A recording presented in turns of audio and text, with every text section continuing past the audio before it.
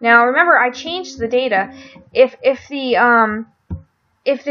this data really did come from the log normal distribution, you would expect that both these numbers should be close to each other.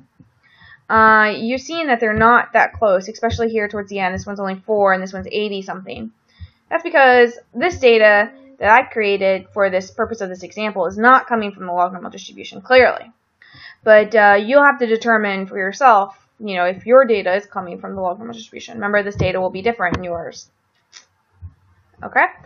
So now I need to create some sort of scatter plot. So if I do data, so insert, scatter. So I'll use this little scatter plot here. Go ahead and delete this. Right click on it. Say select data. Go ahead and remove all this because none of these are the scatter plots that you want. So just remove. Here's my computer is frozen. So let's see.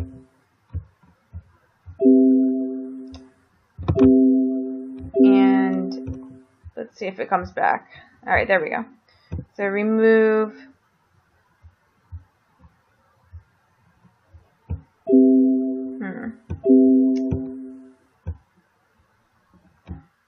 It's just being really slow about this.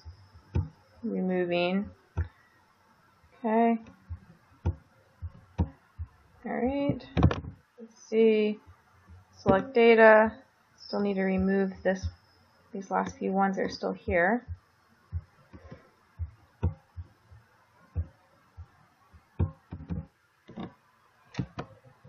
Okay.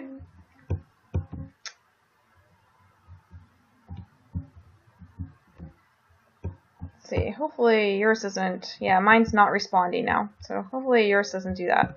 Okay. Select data. Alright, so let's add in. So once you finished removing everything, I still need to remove that one.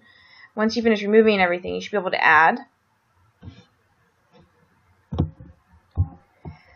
So series name, we'll call this the QQ plot. The X values are going to be your data. So highlight all of your data by pressing on the first observation, then Shift Control down. That collects all the data.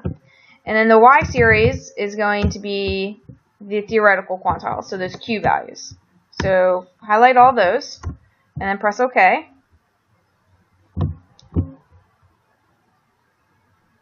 Okay, and I still need to remove this one. Let's see if it'll let me do it.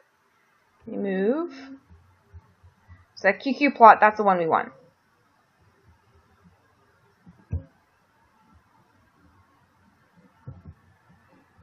Okay. So let's go check it out. There we go. So you'll notice, so these values on the bottom, these are the X values, and then these values on the top, these are the theoretical percentile values. So if you go to, let's see, layout, axis titles, so we should do both the horizontal title. So this, you might call this wire strength, right? So type wire strength. This, for me, this is just random data. Your wire strength, by the way, it should be positive, right? So I have some negative values. That's because this is just randomly generated data. This isn't the real data that you guys will be using.